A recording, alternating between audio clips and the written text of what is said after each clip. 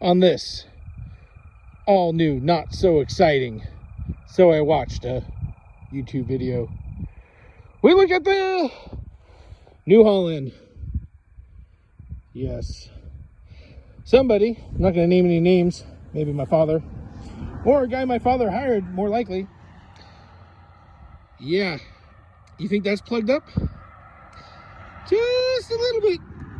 Oh, but here's the real disaster.